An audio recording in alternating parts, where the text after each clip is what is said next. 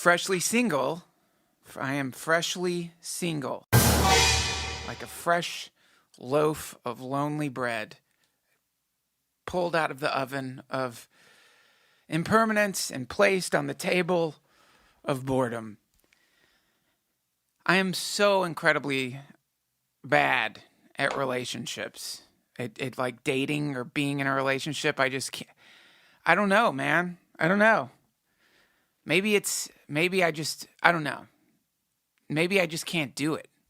Maybe I'm just one of those incapable, neurotic, troll-like beings who's destined to pad through their empty home in slippers and underwear, eating cat food and listening to old Joni Mitchell albums while they contemplate the fog of confusion that surrounds all truth.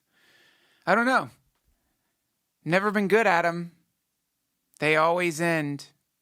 To the point where anytime I get into a relationship with someone or start dating someone, part of me thinks we're going to hate each other one day. It's that bad. I know you're not supposed to think those things and you're supposed to have a positive outlook on it, but it seems like the whole process is fundamentally flawed.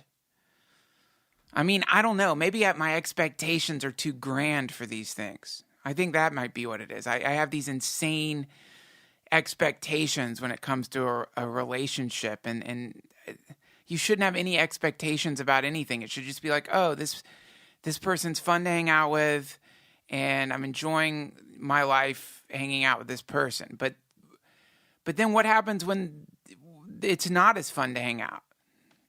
What happens when you start like feeling like the initial passionate romance is gone, and then you feel like you're having to force things or make things happen? And that's when you're supposed to get into a responsible relationship. But I don't want that. I think that's the problem. Who wants to experience that, the doldrums, the flat seas, where you're just sort of floating out there on a life raft with this person? It started off as this insane, wonderful, romantic yacht cruise through the sweet ocean of passion and love, with mermaids climbing up on the banks of secret islands singing about the glories of transcendent love. The stars overhead dancing as you and your sweet new lover made passionate love on the deck of your magical ship, pirated by or captained by a romantic skeleton pirate.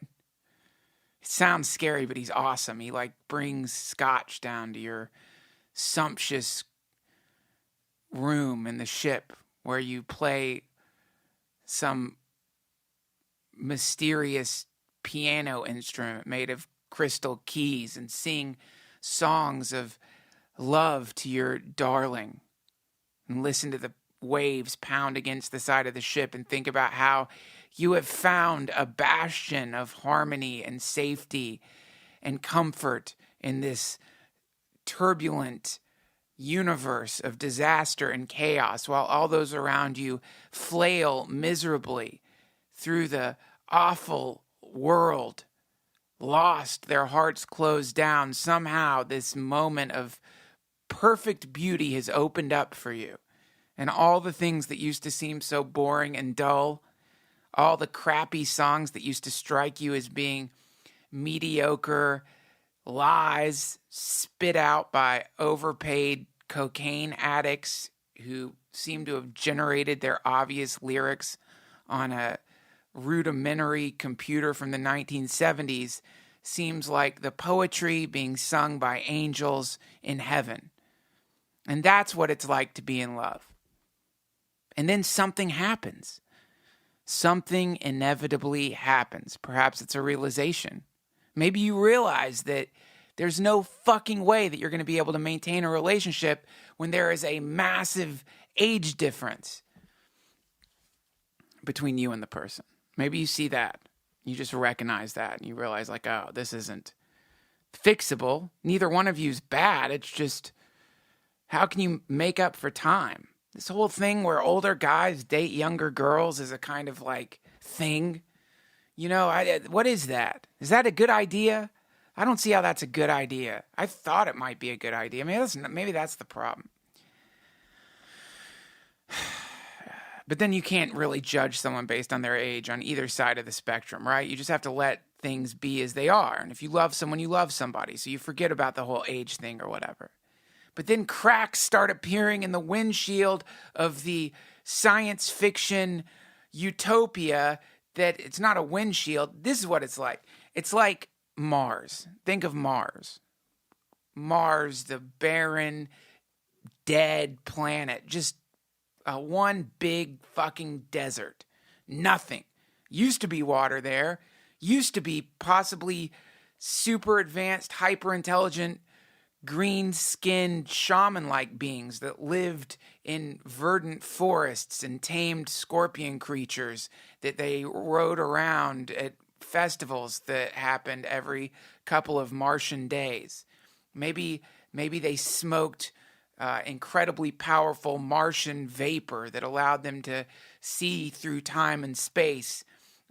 Who knows? But now it's just a dead, rotting planet. It's like somebody built on Mars some sort of utopian paradise, a bubble, a glass bubble, terraformed the bubble, returned some tiny little piece of Mars to the former beauty of what Mars was, brought a little piece of Mars back to life.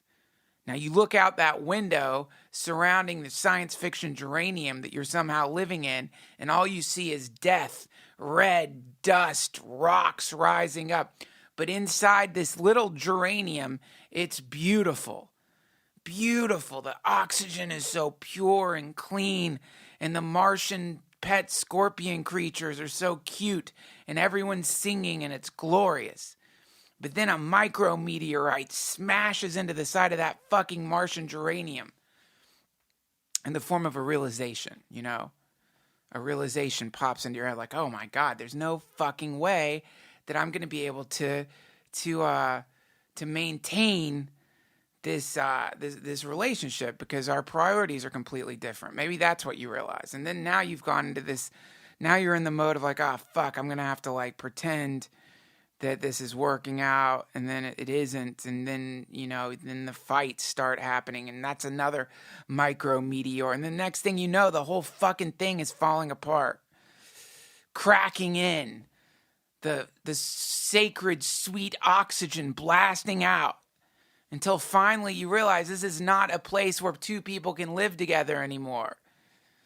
And that's when the relationship ends, and you're back to square one again, contemplating the impermanence of everything, having probably lost a really close friend because how do you end a relationship gracefully? Like, how does that happen?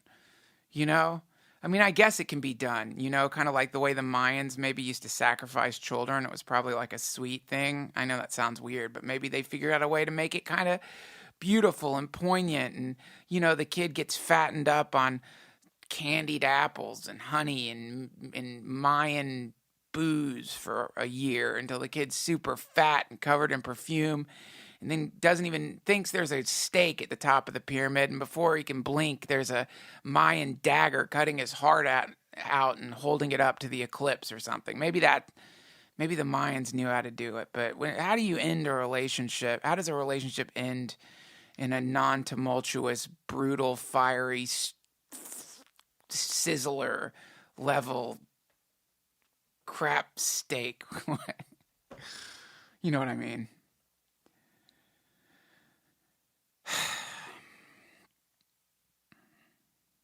So there you are, alone in the ruins of this former Martian utopia, looking at the shattered bits of glass that used to protect you from the horrible climate of Mars, breathing in an oxygen tank, seeing all the smashed, cute Martian pet scorpions that somehow made it into this terrible analogy, festering on the soil of Mars. The thing that was once this beautiful, lovely environment is gone, and now you're just sitting there on Mars, alone, staring up at that weird black sky And you realize this is reality. This is the truth. The truth is this: a wasteland, a blasted wasteland. I've got to get used to this. This is what I've got to get used to. And gradually over time, this is in my fantasy, you begin to learn how to live outside of that stupid bullshit geranium that you always construct, where you pretend that you're on some kind of romantic ship floating through an ocean of peace, when in fact you're murking through the darkness that is the darkness that every human being must confront in their lives if they want to actualize themselves. And that's where you want to stay, right there, in that world. Not distracting yourself again with some other bullshit relationship, not getting lost in the hypnotic spell of this thing or that thing, but just realizing that if you really want to terraform Mars, if you want to terraform the Mars of your life, which is the rubble of all the past relationships and everything that went away, if you can't build something made of glass on an alien fucking planet, you've got to figure out how to be alone. That's what I'm trying to say in some weird hippie hemp speak. You got to figure out how to be alone. That's it. Alone. Really alone.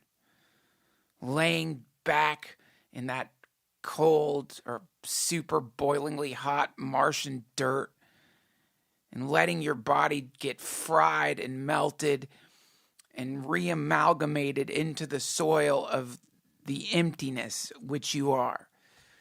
Somewhere on the other side of that, I think you can really find some amazing romance, you know. But trying to find romance or love or trying to make these secret, intimate, special connections with just one person is probably a waste of time anyway. Not a waste of time, but it's a kind of selfish act. Do you ever consider that? Do you ever consider that your obsession with your relationship, your obsession with this one person is in its own right a selfish act? That is in its own way a mistake. One of the great mistakes that we all make, that we all fall prey to. You know, like when you're a kid and you got your security blanket or your pacifier. That kind of thing. It's like maybe the answer is to just be alone. Not in like a depressed way, not alone like you're the elephant man sort of hobbling through the world with a cane and a bag over your head. Maybe alone in the sense of like, I am no longer going to seek relief in any one thing.